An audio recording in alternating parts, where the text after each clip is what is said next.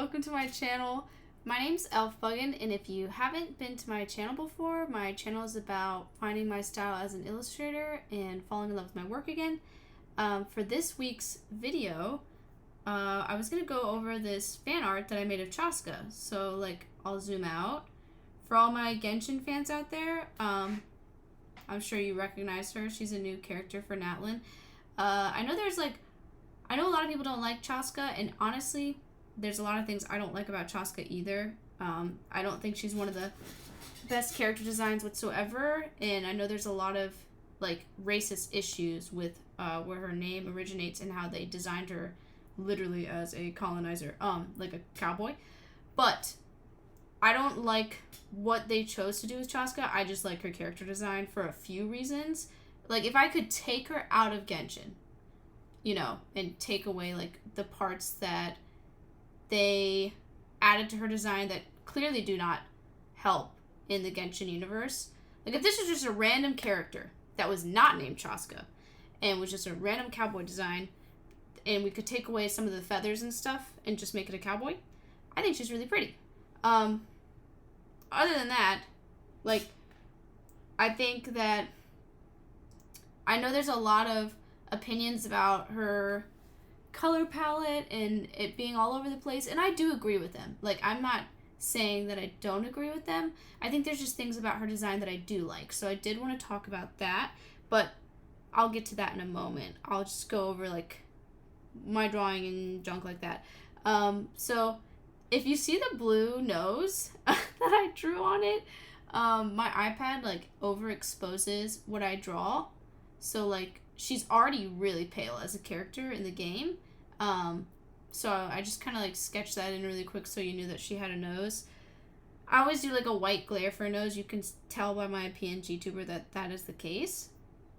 But anyways, so yes, if I'm going over what I like about her design, I really like the color of her hair. I think it's a really pretty shade of magenta, and then this purplyish, bluish highlight, hair dye that she has in her bangs, I think is so flipping cool. I just like the color combo.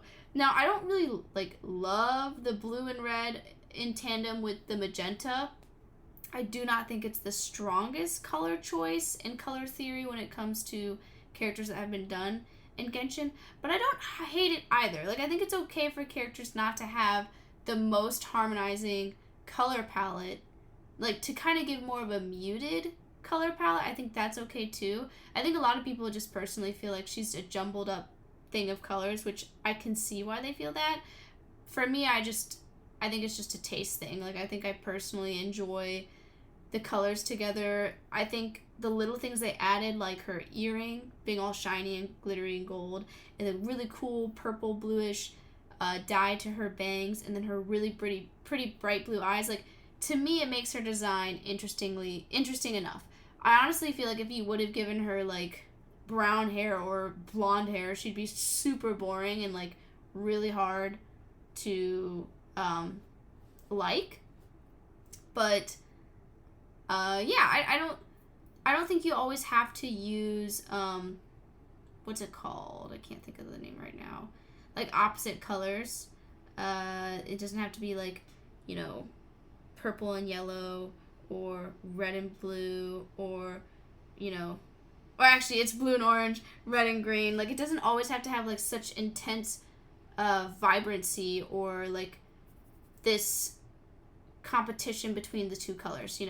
I don't know if I explained that really well. I'll stop talking about that now, but I like the different kinds of color palettes we can get in Genshin. They don't always have to be monochrome or, complete opposite colors. I cannot think of the word right now, and it's a very simple word, and I'm very embarrassed, but it's totally fine. So, going on to the drawing, I've been doing this new drawing method where, so obviously you can tell this is kind of blown out a little bit, but I do my line art first, after my sketch, and it looks very scary. Looks like a ghost, because there's certain things that get added with the rendering, but I've noticed with my drawings that they tend to do much better if I let go of some of the details in the line art and I let the rendering take over. So then after that, I fill in the line art with all gray so that I can see the silhouette and the negative and positive space that's being used. I also, like, the line art's colors changed in this because I just, like, took screenshots of certain sections of my process. That's not actually when I chose to color the line art. I usually color the line art at the end. But anyways, I've been doing this thing where I do all of my values on this gray, like, plaque. I don't have a picture of that part of the process, but I just do a clipping mask and I do all the values in the hat, the clothing, the skin, except the hair. I really like to do the hair in color. Like, I don't do the values first of the hair and then change the layer to a color layer mode. I just actually, like, I fill it in with color like this, and I set the hair to multiply, which is where you get, like, this dark color, right? Like that. And I play with the, like, the shininess of the hair like that. But if I had the updated version of, like, this with all the values on it, you would see the value in the clothing, in the scarf, and in the hat. And I see a lot of, like, really experienced character designers doing that. And I was taught to do that when I went to school, but I completely ignored it. I was like, I don't want to do that. That's too much work. Blah, blah, blah, blah. And I was clearly wrong about it, because when you start doing 2 different steps at the same time. Now, every artist is different, so this is me just saying this generally. When you start doing 2 different steps at the same time as an artist, you're working with value and color, you can really get confused. Like, I've noticed that I can understand my value scale better when it's all gray than if I were to put the flat colors on and then start doing, the value on top of it. And it's because color already innately has value. It's just, it's not in a grayscale, so you're not seeing the difference compared to when it's all just gray.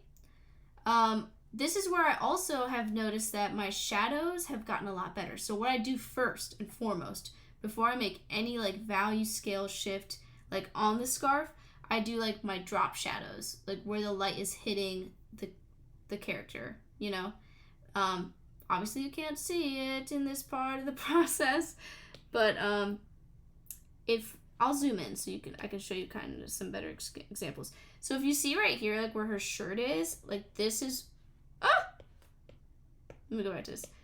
This is where I was doing little things like this, or like this, basically where the shadows are being created by the clothing that she's wearing, like right here, Even little things like this.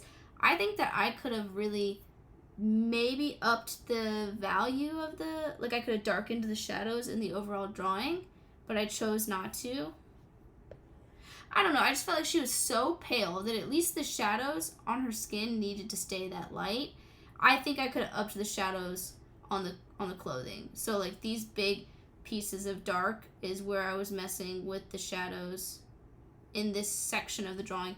This is where I did the shadows too. So I did all of that on one layer when it was like this, and then I added color with the shadows on top of it, and then I did the hair by itself. And then these are kind of like my finishing touches that make the drawing just, like, vibrant and, add some life. I mean, you can tell that I added the earring. I did the earring all on one layer because I'm crazy.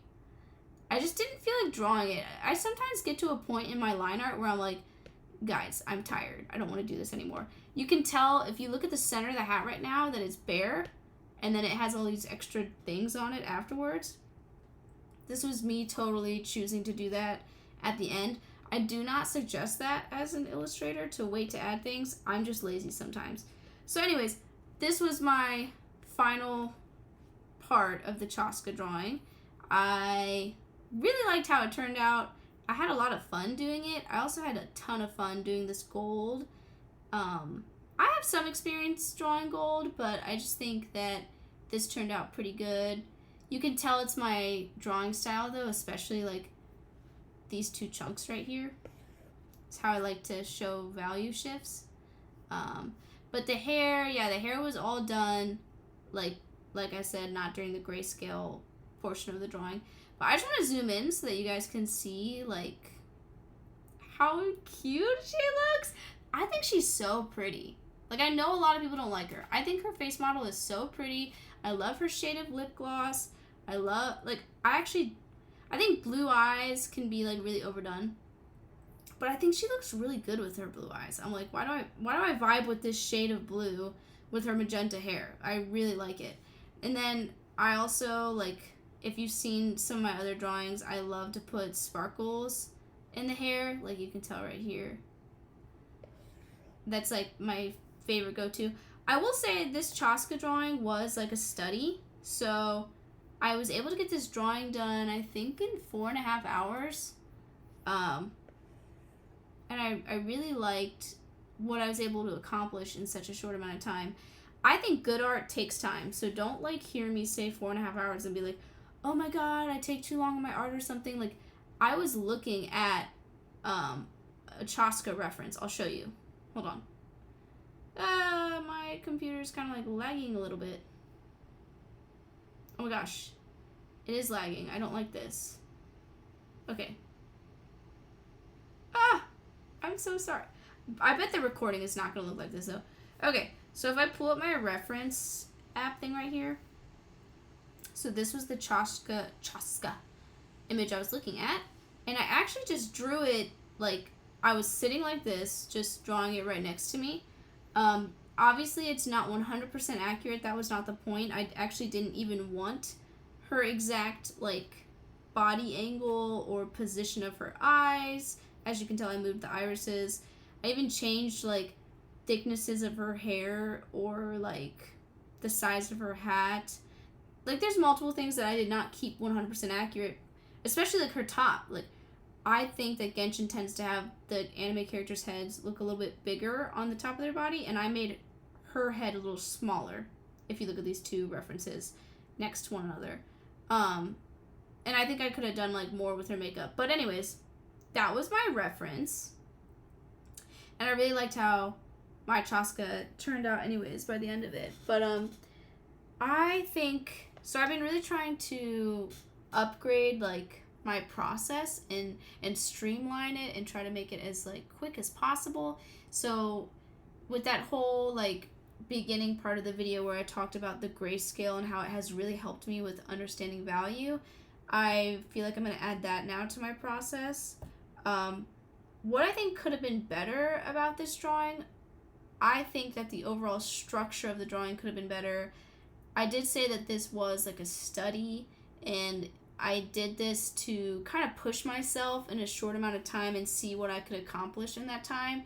I feel like I've really streamlined, like, a type of anime eye that I like to render, which has made me really happy.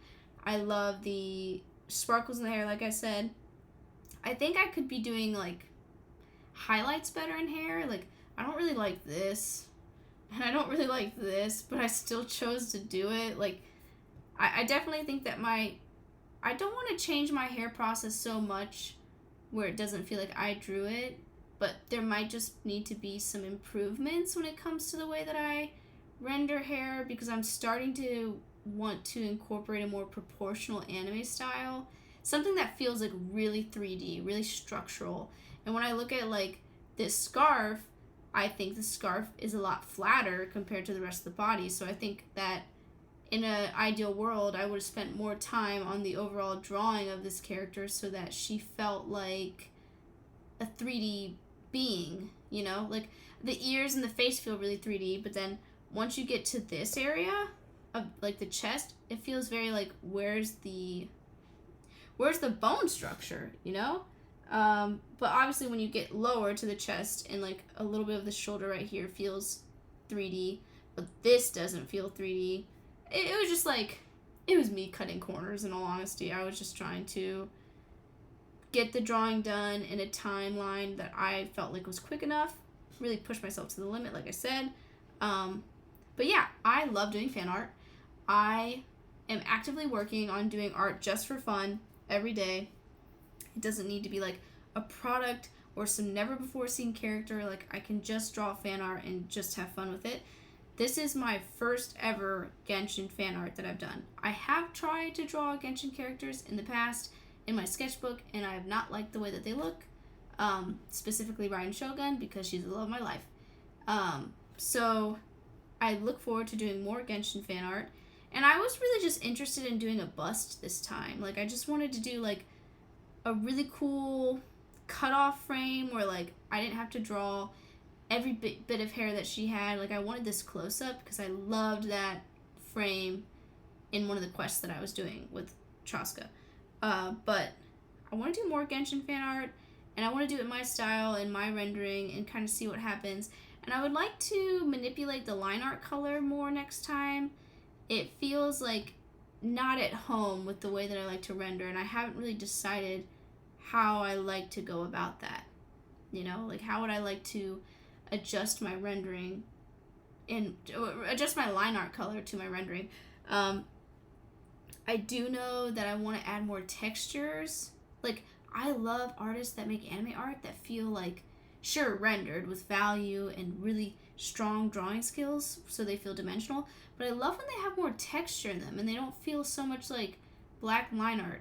Now, don't get me wrong, I really love, like, illustrators who do anime art that's, like, focus on intense black line art and it looks like it's inked, like, with a real ink pen. But I think for me, I would love to have more of, like, a textural, painterly, like it's moving on the canvas kind of style. So I've really enjoyed doing this fan art. I would like to do some more.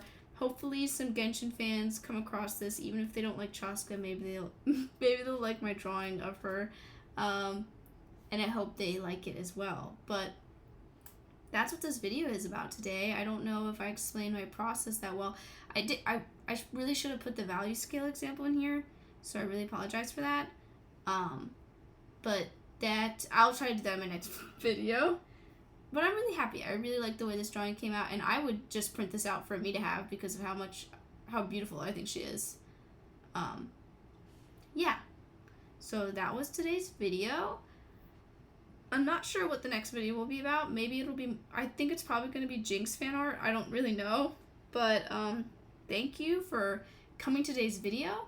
Thank you so much for, like, just watching, or if you are subscribed to me, or if you've watched and liked my videos in the past. I truly appreciate you so much.